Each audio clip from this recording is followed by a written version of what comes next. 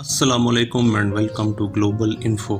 ज़मीन से 480 फीट ऊंचे, 4500 साल पुराने और 138 पिरामिड्स इजिप्ट में मौजूद हैं, जिनने पिछले हज़ारों सालों से कई अर्थक्वेक्स और तूफ़ान का सामना किया, लेकिन मजाल है कि इनको कोई फ़र्क भी पड़ा हो। इनमें सबसे ऊंचा the great pyramid of Giza है और इस पिरामिड की बेस का एरिया 13 एकड़्स है, यानी इसके अंदर 9 फुटबॉल फील्ड्स आराम से फिट आ सकती हैं। एक एस्टिमेट के हिसाब से इस पिरामिड में 23 लाख बड़े पत्थर लगे हैं, जिनमें से कई पत्थरों का वज़न 50 टन है। इस पिरामिड का टोटल वज़न 60 लाख टन है, जो 12 बुर्ज खलीफा के वज़न के बराबर है। लेकिन इतने साल पहले जब कोई मॉडर्न इक्विपमेंट भी नहीं था, तो इसकी दीवारों को कैसे इंच बाय इंच लेवल किया गया और हर दीवार को 51.5 इंच पे सेट किया गया, आए इस वीडियो में जानते हैं। रिसर्चर्स ये देख के हैरान थे कि इसकी साइड्स को बिना कंपास के नॉर्थ, साउथ, ईस्ट और वेस्ट कैसे सेट की गई। कई एक्सपर्ट्स का मानना है कि उस दौर के एंशिएंट इजिप्शियंस ने सबसे पहले ऐसी ज़मीन तलाश की जो इतने वज़नी पिरामिड्स का बोझ उठा सके।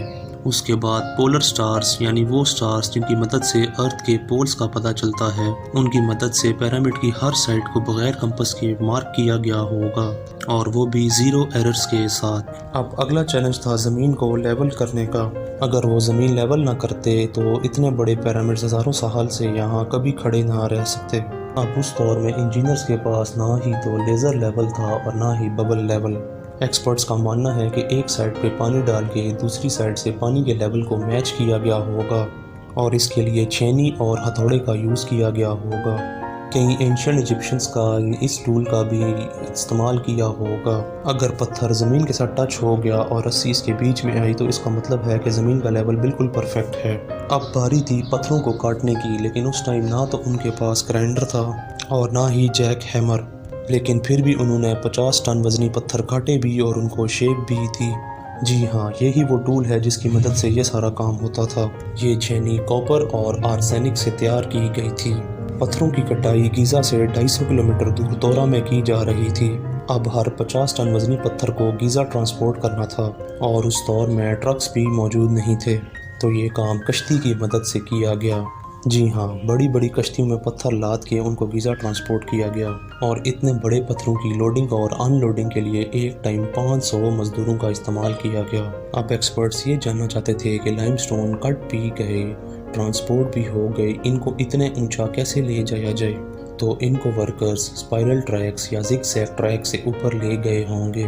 इस पिरामिड के अंदर कंपार्टमेंट्स और कई सुरंगें बनाई गई थीं।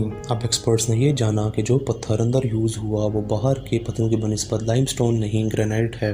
ग्रेनाइट डायमंड के बाद दुनिया का सख्त तरीन पत्थर है। आज के दौर में भी ग्रेनाइट बड़े बड़े ग्राइंडर से काटा जाता है। दुनिया के आर्कियोलॉजिकल एक्सपर्ट्स ये देख के हैरान थे कि एंशिएंट इजिप्शियंस ने ग्रेनाइट को इतनी सफाई के साथ कैसे काटा।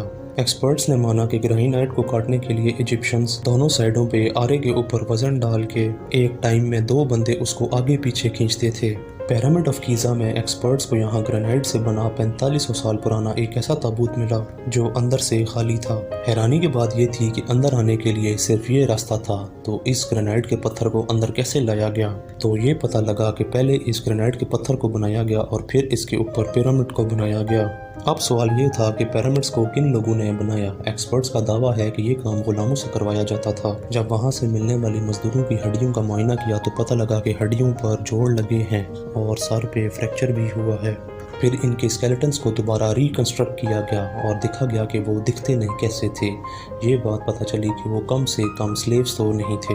उस टाइम पिरामिड को बनाने के लिए एक ही टाइम पे 1 लाख मजदूरों ने काम किया। अब ये जानना था कि गीज़ा पिरामिड की एरियल फोटो से जो लेफ्ट और राइट 2 पिरामिड्स हैं वो एक दूसरे से अलाइंड क्यों नहीं हैं। इस कोड को रॉबर्ट बोवाल ने क्रैक किया। इसने बताया कि बहुत ही सोच समझ के इन पिरामिड्स की ये पोजीशन रखी गई थी, क्योंकि इस दौर में एंशिएंट इजिप्शियन सितारों को बहुत मानते थे। उनने ओरियन बेल्ट्स के सितारों की पोजीशन की मदद से इन तीनों को बनाया। 1980 में पता चला कि पिरामिड के अंदर एक सीक्रेट चैम्बर मौजूद है। डॉक्टर ज़ाई अब्बास ने इस राज को जानने के लिए एक सीक्रेट रोबोटिक कैमरा तैयार करवाया, जिसको पिरामिड के अंदर मौजूद इस छोटी सुरंग में भेजा गया। 200 میٹر کے بعد کیمرہ رک گیا کیونکہ اس کے آگے پتھر کی یہ سلیب موجود تھی۔ اب ایکسپرٹس کو یہ دیکھنا تھا جو پچھلے 4500 سال سے کسی نے نہیں دیکھا تھا۔ اس کے بعد ایک ایسا روبوٹ تیار کیا گیا جس کے آگے ایک ڈرل مشین تھی۔